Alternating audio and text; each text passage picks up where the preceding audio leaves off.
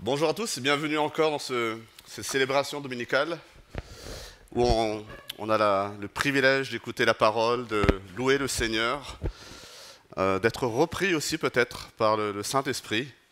Et ce matin, je vous invite à parler d'une chose, la mission. Qu'est-ce que la mission? C'est quelque chose que vous avez certainement dû entendre déjà plusieurs fois, peut-être même trop de fois, vous vous dites, mais je pense qu'on ne doit jamais cesser d'en parler, parce que la mission est au centre de la parole. Et si je vous demande c'est quoi la définition du mot mission, est-ce que vous sauriez m'en donner une? La définition du dictionnaire du mot mission. La mission, c'est une charge donnée à quelqu'un pour accomplir une tâche. Être missionnaire, c'est avoir reçu une charge pour accomplir une tâche. Et l'évangile, c'est la tâche que Jésus a accomplie pour son Père. Jésus est le premier missionnaire, le Messie loin, envoyé par Dieu pour accomplir une tâche, laquelle, celle qu'on a célébrée encore tout à l'heure, prendre le péché de l'humanité, mourir à notre place, pour être ensuite élevé à la droite de Dieu. Jésus est le premier missionnaire. Et Jésus nous donne à chacun d'entre nous une mission, également une tâche à accomplir. Il nous charge. Et c'est ce qu'on va voir aujourd'hui dans notre texte que vous connaissez tous. Et si parmi nous, nous avons des personnes qui sont dans le groupe de jeunes, ils l'ont entendu il y a quelques mois, mais je sais que les choses partent vite, donc on va le répéter encore une fois. Il n'est jamais inutile de répéter les choses importantes. Alors notre texte se trouve dans Matthieu 28. Matthieu 28, et vous l'avez deviné pour ceux qui ont l'habitude de venir ici, Matthieu 28, à partir du verset 16 jusqu'au verset 20. Matthieu 28, verset 16 au verset 20, à la page 643, pour ceux qui ont la même Bible que moi. Écoutons la parole de Dieu. Les 11 disciples allèrent en Galilée, sur la montagne que Jésus leur avait désignée. Quand ils le virent, ils se prosternèrent devant lui, mais quelques-uns eurent des doutes. Jésus s'approcha et leur dit, « Tout pouvoir m'a été donné dans le ciel et sur la terre. Allez donc, faites de toutes les nations des disciples, baptisez-les au nom du Père, du Fils et du Saint-Esprit, et enseignez-leur à mettre en pratique tout ce que je vous ai prescrit. Et moi, je suis avec vous tous les jours, jusqu'à la fin du monde. » Prions. Notre Dieu, on veut encore nous tenir devant toi, devant ta parole, une parole vivante. Seigneur, on veut méditer sur ces paroles de notre Seigneur Jésus. On veut que ces paroles nous parlent ce matin par ton esprit. Que par ton esprit, Seigneur, ces paroles nous donnent la vie, qu'elles nous reprennent, qu'elles nous encouragent, qu'elles nous réconfortent. Seigneur, ne permets pas que nous repartions d'ici sans avoir été touchés par ta parole. Je te prie toutes ces choses dans le nom de ton Fils. Amen. Nous allons voir ce matin que dans ces quelques versets, Jésus nous donne une mission et on va voir la raison de cette mission, l'élément déclencheur de la mission. La mission n'est pas juste donnée comme ça, sans cadre. Il y a une raison, il y a un événement majeur qui déclenche la mission. Ensuite, en deuxième point, nous allons voir le descriptif de la mission. La fiche de description de ce que nous sommes censés faire. Et enfin, en troisième point, on va voir quelque part une garantie, un moyen de la mission, une espèce d'encouragement. Parce que la tâche n'est pas facile. Mais Jésus, dans son amour, donne la raison de la mission, la description de la mission, mais aussi le moyen par lequel la mission peut s'accomplir. Et avant de rentrer dans cette mission même, regardons le contexte, de versets 16 à 17. On retrouve ici les 11 disciples qui retrouvent Jésus en Galilée. Jésus leur avait prévenu quelque part avant sa mort qu'il allait les retrouver en Galilée. Galilée, ce n'est pas quelque chose d'anodin.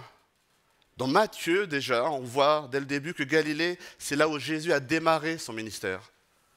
Galilée, c'est la terre sur laquelle Ésaïe a déjà prophétisé en disant « Une lumière va jaillir en Galilée, une terre des étrangers ». Jésus a démarré son ministère en Galilée, en sachant très bien qu'en Galilée, il y avait beaucoup de non-juifs. Et ici, il donne rendez-vous à ses disciples en Galilée pour leur donner à nouveau cette fiche de mission. Et on voit que quand les disciples arrivent, qu'est-ce qu'ils font? Tout de suite, ils se prosternent. Ils reconnaissent la seigneurie de Jésus. Et évidemment, on ne va pas sauter ce passage, vous dire que quelques-uns eurent des doutes, mais ne nous trompons pas sur le terme d'avoir des doutes ici. Ici, le terme utilisé par l'auteur original n'est pas une question de « je ne suis pas sûr que celui qui est en face de moi est le Christ ». Les doutes ici reflètent plutôt une espèce de plein d'incompréhension, des questions sans réponse. On peut bien imaginer ses disciples, 3 ans avec Jésus, qui le voient mourir à la croix, souffrir 3 jours, où ils pensent peut-être que tout est fini, ils se posent des questions, et le Christ est là devant eux. Les doutes ici n'expriment pas un doute de qui est en face d'eux, mais plutôt, mais qu'est-ce qui se passe? Qu'est-ce qui est en train de se passer? Et on voit Jésus qui arrive, plein d'amour. Il s'approche d'eux et leur dit « Tout pouvoir m'a été donné dans le ciel et sur la terre ».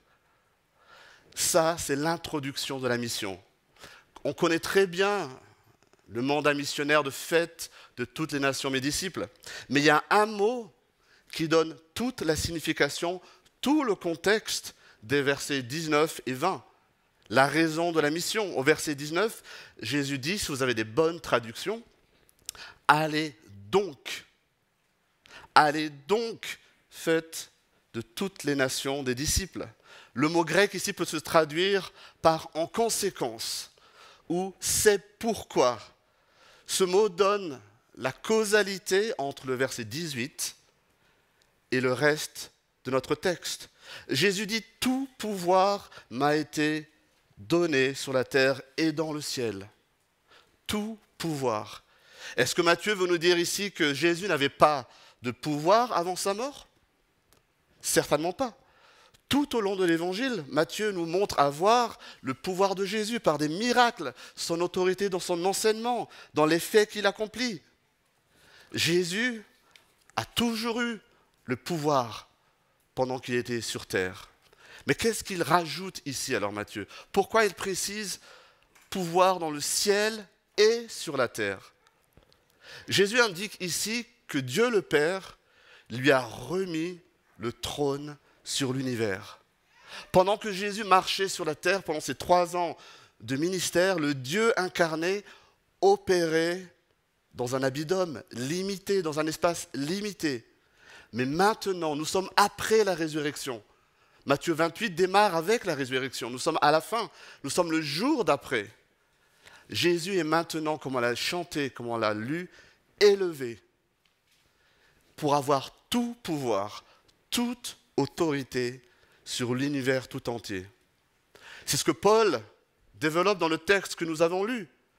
Il le développe encore une fois dans l'épître aux Éphésiens. Jésus a reçu tout pouvoir, toute la domination. Et ce mot est important, tout pouvoir, pas juste le pouvoir. Vous allez noter que dans ce texte, le mot « tout », dans la globalité, revient plusieurs fois. On va y revenir. Alors Jésus, ici, pour rassurer ses disciples qui le rejoignent, leur dit que le règne sur l'univers tout entier lui a été conféré. Le roi parfait qu'il est règne. Le Messie, le descendant de David, le roi éternel, annoncé et promis dans l'Ancien Testament, prend enfin sa place sur le trône. Son royaume est établi. Son royaume est inauguré sur la terre. Plus rien ne peut l'arrêter. Voilà la portée de ces premiers versets. Les disciples ont entendu pendant les 3 ans où ils ont accompagné Jésus, ses enseignements sur la venue du royaume, sur le fait que le royaume de Dieu est proche. Maintenant, alors que Christ est ressuscité, il n'y a plus à attendre, il n'y a plus à espérer. Jésus règne. Le monde visible et le monde invisible basculent entièrement dans une autre dimension. Et c'est cette dimension que l'on peut lire en Apocalypse 5. Regardez avec moi. Quand Jean décrit ce qu'il voit dans une vision magnifique de l'agneau sur son trône. Regardez Apocalypse 5 à partir du verset 11. Je regardais, c'est Jean qui parle, je regardais et j'entendis la voix de nombreux anges rassemblés autour du trône, des êtres vivants et des anciens. Ils étaient des myriades de myriades et des milliers de milliers pour exprimer cette gigantesque foule autour du trône. Et ils disaient d'une voix forte, l'agneau qui a été offert en sacrifice, Jésus, est digne de recevoir la puissance, la richesse, la sagesse, la force, l'honneur, la gloire et la louange.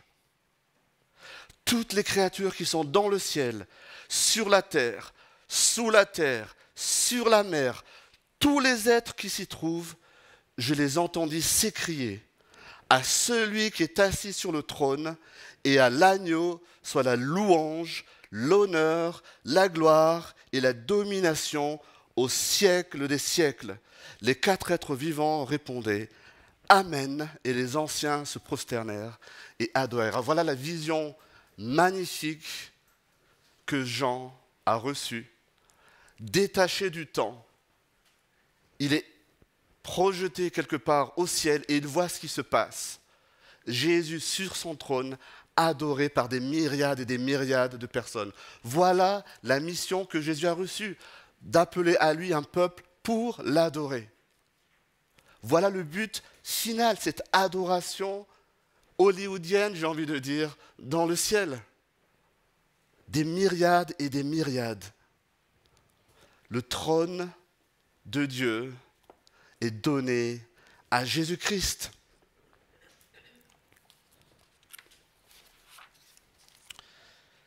Jésus sur son trône, couronné pour être adoré. Ce couronnement, cette adoration font suite à la victoire de Jésus sur la mort. Ce couronnement fait suite à la résurrection. C'est pour cela que la résurrection est si importante. Paul nous dit déjà dans Corinthiens que si nous ne croyons pas en la résurrection de Christ, notre foi est vaine, parce que tout s'est joué dans la résurrection. La mort nous donne l'expiation, mais la résurrection nous donne la vie. Si nous ne croyons pas aujourd'hui que Christ est vraiment physiquement ressuscité, mes amis, ne venez pas le dimanche, ça ne sert à rien. Ce qui s'est joué entre la mise au tombeau et la résurrection est un bouleversement d'une ampleur cosmique. C'est l'accomplissement d'une prophétie qu'on peut trouver aussi en Daniel 7. Daniel parle de quelqu'un qui ressemble à un fils de l'homme. Et il écrit à propos de cette vision, on lui a donné la domination, la gloire et le règne, et tous les peuples, les nations et les hommes de toute langue l'ont servi. Sa domination est une domination éternelle qui ne cessera pas, et son royaume ne sera jamais détruit. Toute la Bible pointe vers ce royaume, pointe vers Christ sur son trône. Et Matthieu ici veut démontrer à ses lecteurs, veut nous démontrer que Jésus-Christ est ce Fils de l'homme qui devait régner sur toutes les nations, sur tous les peuples et à qui toute autorité a été donnée.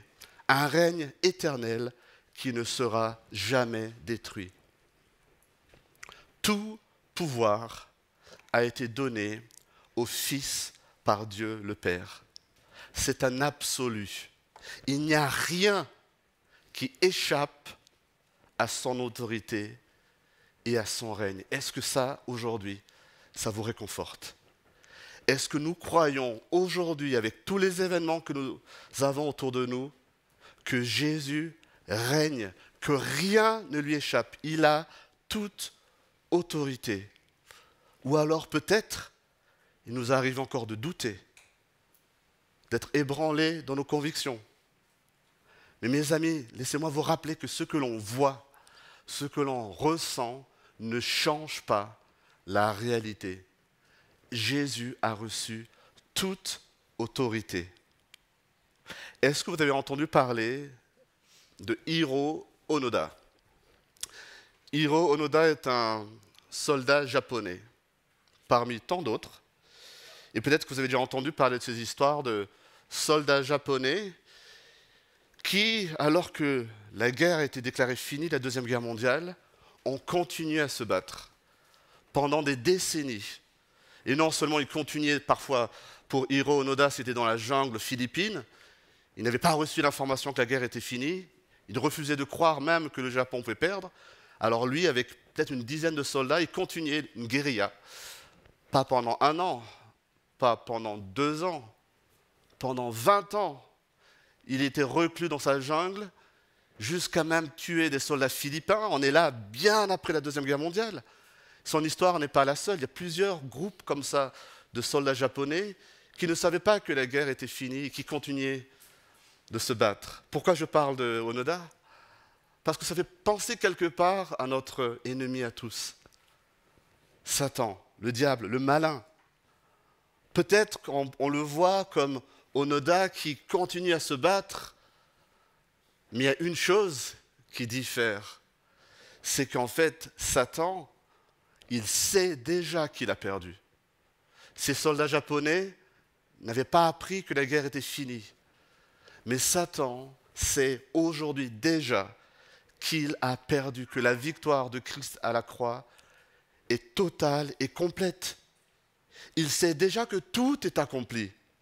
Peut-être que vous ne le savez pas, mais lui, il le sait, tout est accompli. Si Satan aujourd'hui agit, c'est pour entraîner dans sa perte le maximum de personnes. Ce n'est pas un combat, ce n'est pas un yin et yang où le bien et le mal s'affrontent. La victoire est déjà acquise et Satan le sait.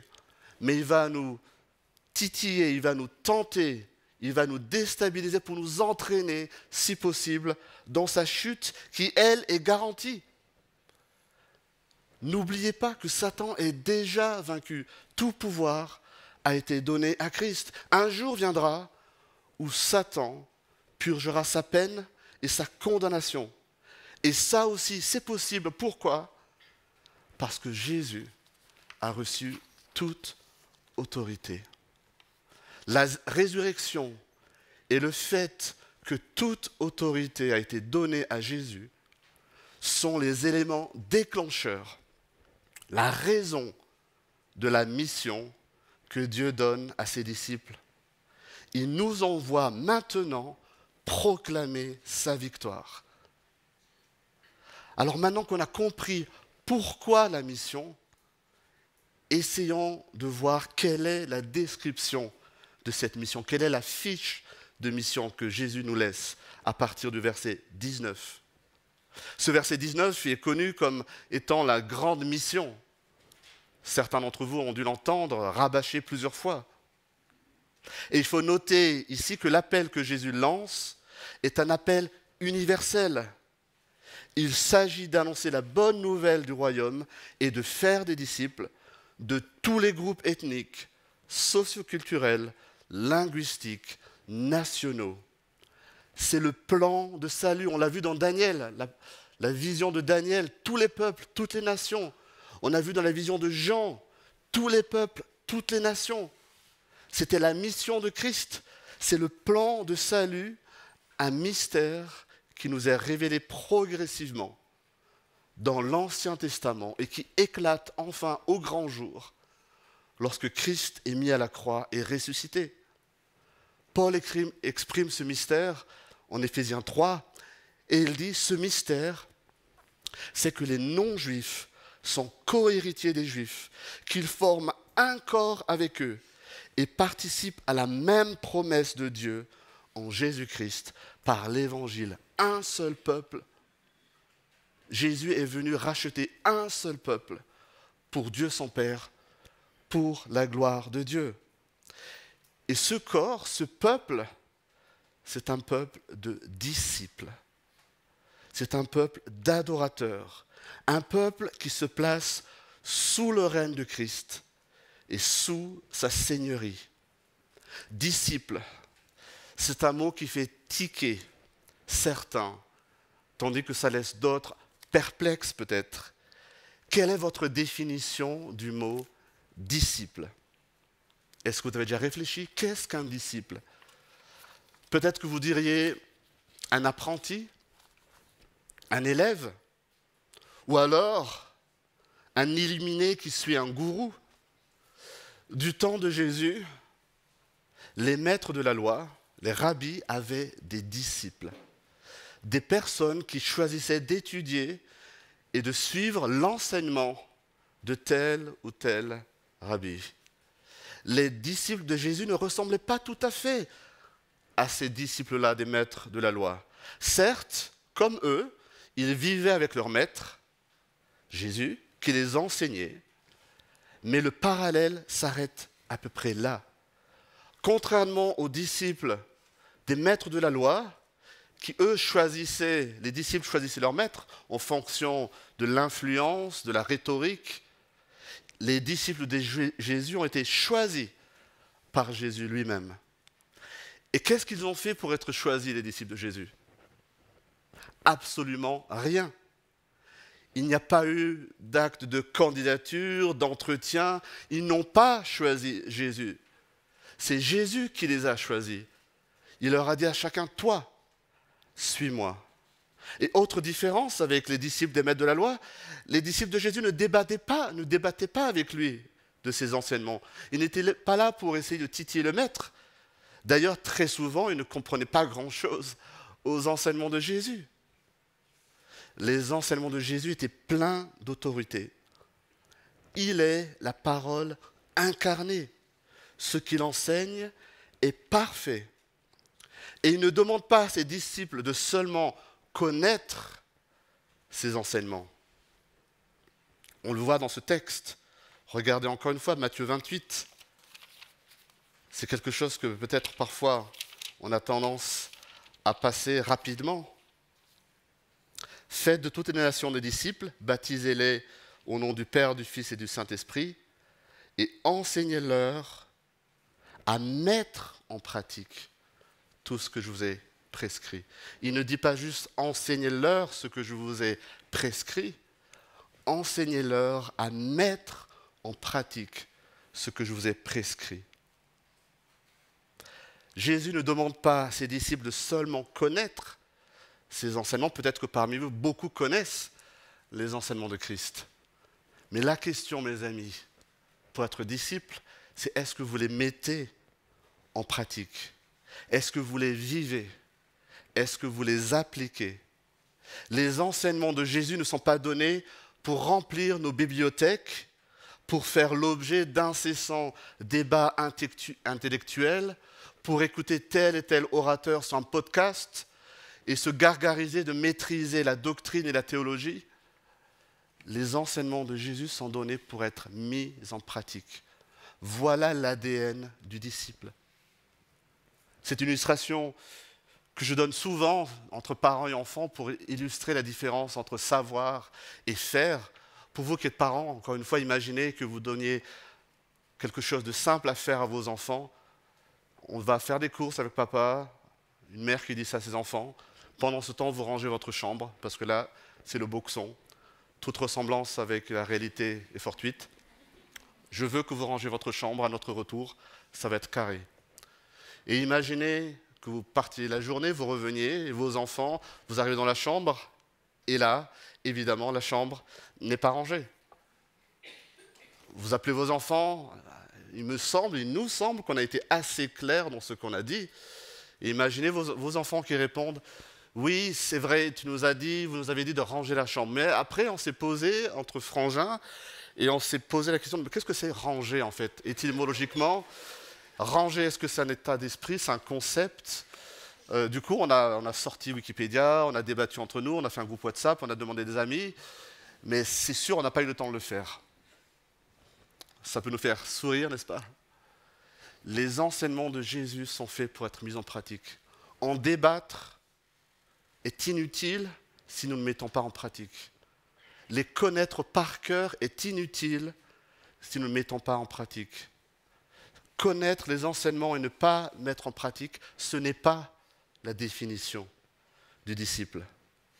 Jésus demande à ses disciples de l'imiter, de vivre comme lui. C'est ça l'essence du disciple. Parce que ce que Jésus a enseigné, c'est le reflet de qui Dieu lui-même est. Le disciple de Jésus, je le répète, j'espère que vous allez partir avec ça ce matin. Le disciple de Jésus, c'est celui qui pratique les enseignements, celui qui dans sa vie veut imiter le bon maître. Jésus est venu révéler le Père par sa vie et ses enseignements dans tout l'évangile de Matthieu. Jésus enseigne ses disciples au sujet du royaume des cieux, le royaume de Dieu. Voilà le cœur de son enseignement. On le voit en Matthieu 5, 7, les béatitudes. Tous ces enseignements donnent à voir et à toucher du doigt à quoi ressemble le royaume de Dieu. Jésus, en somme, demande à ses disciples de faire des disciples qui vivent le royaume de Dieu, qui incarnent le royaume de Dieu. Voilà en quoi consiste le fait de mettre en pratique tout ce que Jésus a prescrit. Vivre le royaume auquel le disciple appartient. Sacré programme, n'est-ce pas? Il s'agit de pratiquer, regardez bien encore le verset, tout ce que Jésus a enseigné. Tout pouvoir a été donné. Il faut appliquer tout l'enseignement de Jésus. Le mot « tout », cette globalité, cette totalité, révèle encore toute son importance ici. On ne peut pas faire sa propre sélection, son propre menu best-of des enseignements de Jésus. Quand Jésus demande d'aimer nos ennemis, il ne le donne pas avec une condition. On ne peut pas dire « oui, mais là c'est différent ». Aimer ses ennemis, ça fait partie des enseignements de Jésus. Et Jésus a bien fait comprendre à ses disciples qu'il n'y a rien à ajouter à son enseignement. Il a enseigné tout ce qu'il fallait savoir pour entrer dans le royaume et vivre selon la loi du royaume des cieux. Et son enseignement est valable pour la durée de son règne. Et son règne est éternel. Petit focus sur le baptême ici. Quand Jésus donne sa mission, en fait, il ne donne qu'une seule chose à faire. Faire des disciples. Nos traductions donnent l'impression qu'il y a plusieurs catégories, plusieurs actions. Mais en fait, dans la rhétorique de Matthieu, il y a une chose, faire des disciples. Et ensuite, il décline qu'est-ce que faire des disciples signifie. Enseigner ce que Jésus a prescrit et baptiser les disciples. Enseigner et baptiser, c'est ça, faire des disciples. Et qu'est-ce qu'on voit dans notre texte par rapport au baptême? Ce n'est pas le fait d'être baptisé qui fait d'une personne un disciple. Cependant, c'est parce qu'une personne est disciple qu'elle doit se faire baptiser. Le baptême reflète, le baptême est le signe visible de l'attitude de foi et d'obéissance du cœur. Laissez-moi vous poser une question. Est-ce que par notre attitude, par les priorités de nos vies, est-ce que nous donnons envie aux personnes qui nous entourent de découvrir cette foi que nous professons? Est-ce qu'à travers nous, à travers ce qu'on vit, nos amis peuvent sentir la différence que le fait d'appartenir au royaume de Dieu procure? Est-ce qu'à travers nous, ils aperçoivent ne serait-ce qu'une ombre de Jésus, son enseignement, son amour, sa mission? Notre message sera inaudible auprès de nos amis si notre vie, notre comportement n'est pas à la hauteur de ce que nous annonçons. On dit croire à l'Évangile, on dit croire à Jésus, on dit qu'on a la paix, on dit que vivre l'Évangile, c'est vivre une joie, une paix, une espérance que le monde ne connaît pas. On le chante dimanche après dimanche. Mais mes amis, est-ce que nous vivons ces vérités?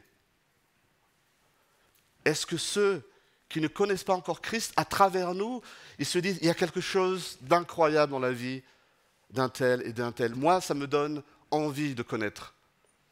Ou alors nous le professons, mais nos vies sont complètement déconnectées de ce que nous disons. Cette joie, cette paix, cette espérance, nous les avons parce que nous connaissons en qui nous plaçons notre foi. Nous croyons en celui qui a vaincu la mort. Est-ce que simplement vous arrivez à processer cette idée? La mort qui aujourd'hui sévit encore est déjà vaincue par Christ à la croix dans sa résurrection. Qu'est-ce qui pourrait nous inquiéter ou nous faire peur? Les peurs ultimes, c'est la peur de la mort. Toutes vos anxiétés, vos phobies, au final, c'est la peur de la mort. Et Jésus nous dit, j'ai déjà vaincu la mort. Qu'est-ce qui peut encore nous faire peur? Et peut-être que ça fait des années que tu viens à l'église, mais tu as encore du mal à vivre cette joie, cette paix, cette espérance en Christ. Peut-être que les circonstances de ta vie ce matin sont lourdes et tu n'arrives pas à sortir la tête hors de l'eau et peut-être que tu culpabilises de ne pas être un bon chrétien à cause de cela. Je t'invite, la parole de Dieu t'invite à ne pas perdre courage. Jésus est mort et ressuscité pour que nous n'ayons plus à porter toutes ces peines, toute cette anxiété, toute cette phobie, tous ces fardeaux. J'ai envie de te dire, ne reste pas seul avec ce qui te pèse. L'Église est là aussi pour prier pour toi, te soutenir, te rappeler jour après jour les vérités de l'Évangile. La mort est vaincue. Jésus a reçu toute autorité. Nous devons nous prêcher l'Évangile les uns aux autres chaque jour. Pourquoi? Parce que nous sommes tellement oublieux. Et peut-être aussi que tu luttes avec un péché qui te mine de l'intérieur, qui te vole cette paix que Dieu a prévue pour toi. Peut-être que ce péché te fait honte, il te pèse. Je t'invite là aussi à courir au pied de la croix. Je t'invite à ouvrir ton cœur, à confesser ce péché qui te pourrit la vie. Tu n'as plus rien à craindre. Tu n'as plus aucune condamnation à affronter parce que Christ a porté ta condamnation sur la croix. Alors tu pourras vivre pleinement cette paix promise à ceux qui se confient en Jésus. Mes amis, être disciple, ce n'est pas être parfait. Être disciple, ce n'est pas avoir la réponse à toutes les questions existentielles. Être disciple, c'est vouloir être dépendant de Dieu dans tous les domaines de notre vie, chaque jour davantage. C'est reconnaître le fossé énorme qui nous sépare de la perfection de Dieu à cause de notre nature et de nos péchés. Et en même temps, de remercier Dieu pour l'œuvre de Jésus à la croix qui nous permet de franchir ce fossé infranchissable. Être disciple, c'est dire et montrer aux personnes autour de nous que nous ne sommes pas meilleurs qu'elles, mais que Dieu nous a acceptés par grâce. Et cette grâce est imméritée. Dieu l'offre à ceux qui croient en Jésus. Et faire des disciples, c'est montrer comment imiter Christ en l'imitant soi-même. Une transformation de notre manière de penser, une transformation de notre manière de voir les relations interpersonnelles, une transformation de voir le danger, la peur. On veut avoir les pensées de Christ en nous. Encore un aspect par rapport à notre ordre de mission, la fiche de mission que Matthieu décrit ici. Il ne faut surtout pas oublier la dimension communautaire de cette mission. Ce texte s'adresse à tous les disciples, vous et moi. Et si ce texte peut nous convaincre à titre individuel et nous amener à agir, ce que j'espère, ce texte s'adresse aussi à l'assemblée des disciples, l'Église. Et si ce texte s'adresse à l'Église universelle, ce texte s'adresse aussi à l'Église locale, à l'ECE ce matin. À travers les Écritures, nous voyons Dieu qui se constitue souverainement un peuple pour sa gloire. Il choisit Noé, Abraham, Isaac, Jacob. Et la mission qu'il donne à son peuple est la même. Israël devait faire briller la gloire de Dieu sur la face de la terre. Israël devait servir de phare, il devait attirer les autres peuples à Dieu, pour la gloire de Dieu. Israël était le moyen choisi par Dieu pour se faire connaître alors, et aujourd'hui, ce moyen, c'est l'Église. L'Église est dans la continuité de la mission de Dieu, dans la continuité de ce que Dieu avait déjà demandé à son peuple dans l'Ancien Testament. Les amis, une église locale, se doit d'être missionnelle. Un mot peut-être nouveau pour certains. Missionnaire, ça veut dire avoir un focus sur la mission. Jésus, lorsqu'il parle en Matthieu 28, Matthieu nous fait bien savoir que ce sont les derniers mots de Jésus pour ses disciples dans cet évangile. Les derniers mots avant qu'il rejoigne son Père. C'est une mission qu'on ne peut pas ignorer. Une église se doit d'être missionnelle, ou alors, si elle ne l'est pas, c'est qu'elle n'a pas compris sa raison d'être. Elle n'a pas compris son identité. Dieu nous a appelés du monde pour nous placer dans le monde, pour nous envoyer vers le monde. Jésus est le premier missionnaire et il appelle l'Église à être missionnaire à sa suite. Un théologien écrit, dans son travail missionnaire, l'Église vit dans la tension entre le déjà et le pas encore de la réalité du royaume de Dieu. La mission est en essence la reconnaissance que le règne de Dieu est déjà venu en Christ, avec en perspective le règne absolu et final de Dieu qui doit encore venir. L'Église, aujourd'hui, nous sommes dans cette attente, tout en proclamant le règne de Christ qui a déjà commencé.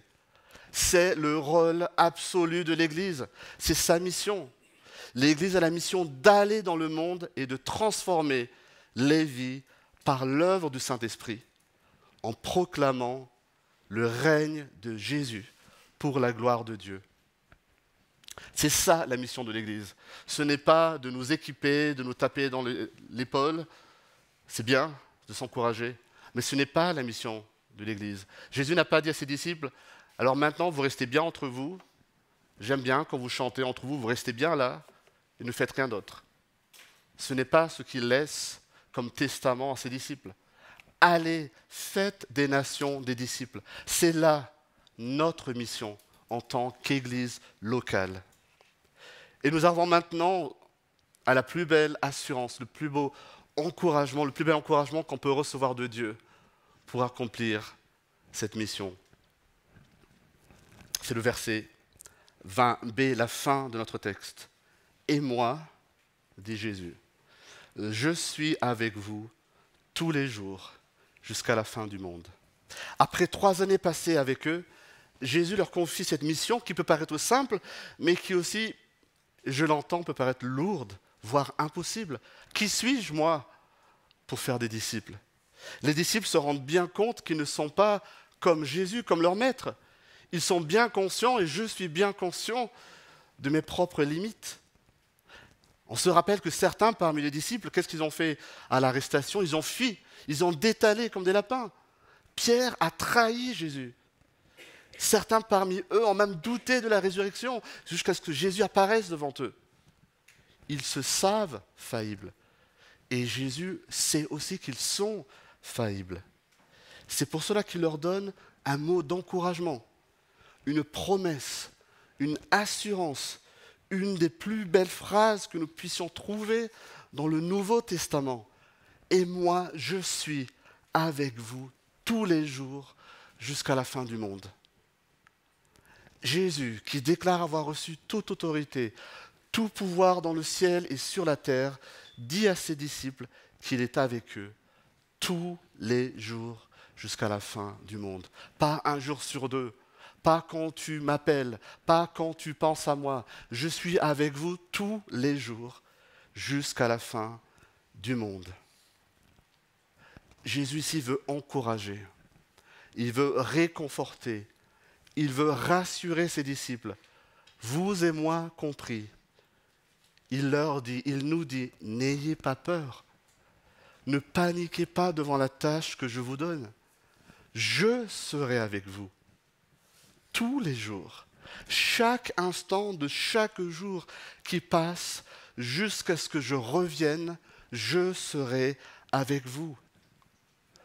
Quel réconfort ce devait être pour les disciples d'entendre leur maître leur dire ça. Et ils se rendent compte que c'est parce que Jésus a reçu toute autorité qu'il leur confie cette mission, qu'il sera avec eux chaque jour.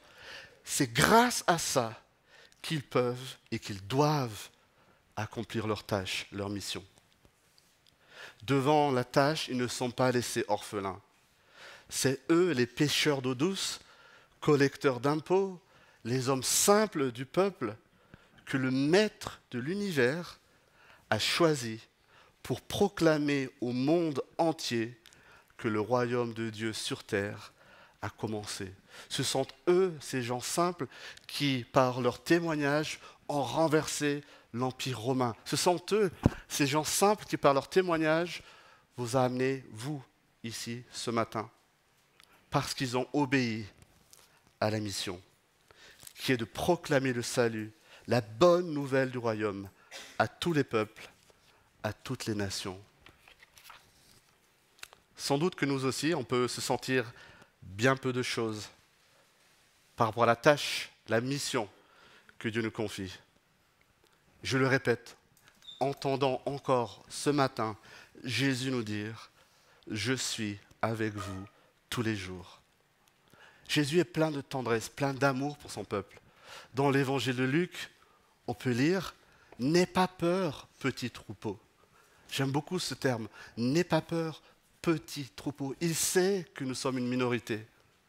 Mais il dit « N'aie pas peur, car votre Père a trouvé bon de vous donner le royaume en Luc 10. » Il nous faut réaliser la douceur et le réconfort de ces mots. Jésus sait que nous ne sommes pas à la hauteur de la mission par nous-mêmes. Et d'ailleurs, c'est une bonne chose. Ça nous empêche de nous enorgueillir. Je suis avec vous. Matthieu, l'auteur de notre évangile, dès le commencement de son livre, nous donne un goût, un aperçu de ce mystère, de la présence de Dieu parmi son peuple.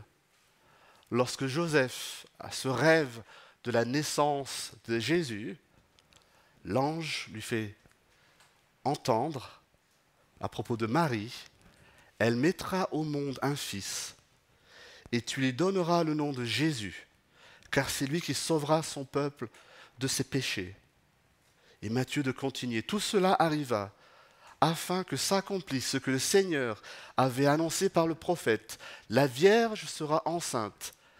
Elle mettra au monde un fils et on l'appellera Emmanuel, ce qui signifie Dieu avec nous. » De la même manière que Matthieu commence son évangile en nous rappelant le nom du Sauveur, Emmanuel, Dieu avec nous, il termine son évangile avec cette promesse de ce même Jésus qui dit à ses disciples, « Je suis avec vous, Emmanuel, tous les jours, jusqu'à mon retour. » J'ai entendu un prédicateur dire un jour qu'à ses yeux, le plus beau mot de la Bible est Emmanuel, Dieu avec nous, le Dieu de l'univers, le Créateur, le trois fois saint, l'Éternel, le juste, le Roi, celui qui n'a pas de commencement ni de fin.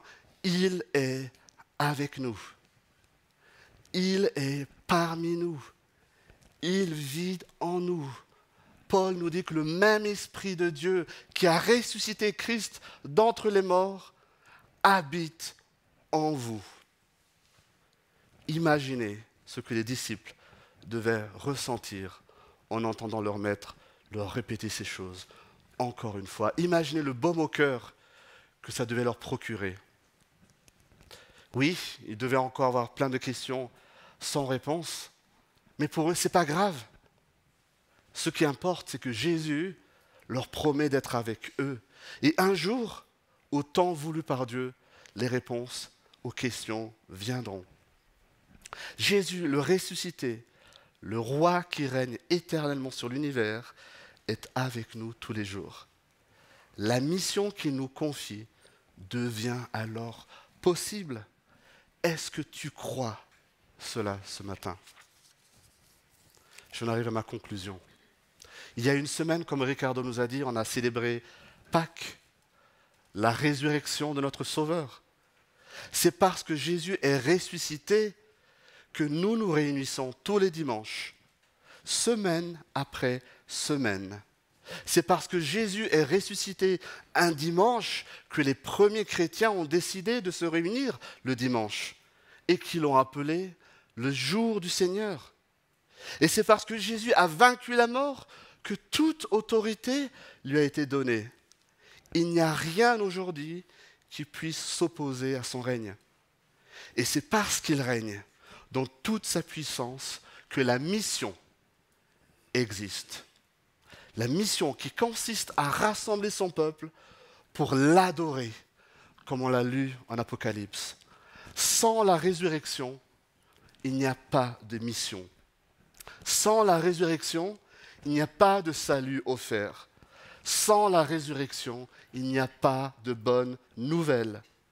Notre mission individuelle et communautaire, c'est d'annoncer le Christ ressuscité, d'annoncer qu'il revient bientôt, d'appeler les hommes et les femmes à l'adorer, comme nous le faisons déjà, je l'espère, chaque jour de notre vie, et de vivre selon les enseignements de Jésus jusqu'à ce qu'il vienne. Mes amis, si nous avons une priorité plus grande que celle-là dans notre vie, il est encore temps de réfléchir et peut-être de recalibrer ce qui occupe notre quotidien, ce qui occupe notre esprit. Jésus n'est pas mort et ressuscité pour que nous ayons une béquille spirituelle dans la vie de tous les jours.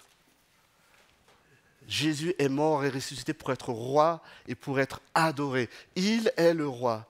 Il est le seul qui mérite notre adoration et toute notre attention.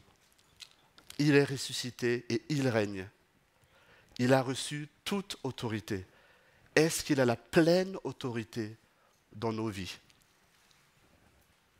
Est-ce que nous sommes en ordre de bataille pour la mission qui nous confie individuellement et collectivement? Charles Spurgeon, qui est un prédicateur anglais, disait que tout chrétien est soit un missionnaire, soit un imposteur. Tout chrétien est soit un missionnaire, soit un imposteur. Est-ce que nous sommes des disciples missionnaires et de vrais adorateurs de Christ ou de simples sympathisants de la cause?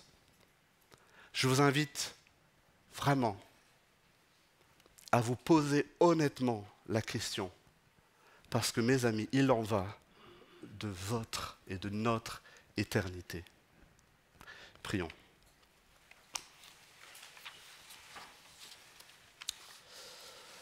Notre Dieu, notre Père, merci encore pour ces paroles que nous lisons dans l'évangile de Matthieu. Merci de nous rappeler ce matin encore ce que ton Fils a accompli pour nous, sa mort et sa résurrection. Merci parce que Christ règne, il est assis sur le trône aujourd'hui, et déjà aujourd'hui, des myriades et des myriades l'adorent dans le ciel. Et on veut se joindre dans cette adoration. On veut le reconnaître comme étant le roi qui règne sur l'univers, et on veut surtout qu'il règne dans chacune de nos vies. Seigneur, donne-nous l'audace de proclamer le royaume. Seigneur, donne-nous de réaliser que le royaume est déjà là, que c'est ta puissance en nous qui nous permet d'accomplir la mission. Donne-nous de vivre toutes ces belles choses que ton Fils a enseignées sur le royaume. Seigneur, on veut lui rendre toute la gloire qui est due. Merci pour ton amour. Merci pour cette belle tâche que tu nous donnes à accomplir. Et merci parce que tu nous as donné le moyen de l'accomplir. On te loue, on te prie dans le nom de ton Fils, notre Seigneur. Amen. Nous sommes heureux d'avoir passé ce moment ensemble. Rendez-vous dimanche prochain à 10h30 sur notre chaîne YouTube. Pour mieux connaître notre Église, visitez notre site www.ecegrenoble.fr. Si vous désirez entrer en contact avec l'un des responsables, écrivez-nous à contact@ecegrenoble.fr. Retrouvez les liens du site et l'adresse de contact en description. À bientôt!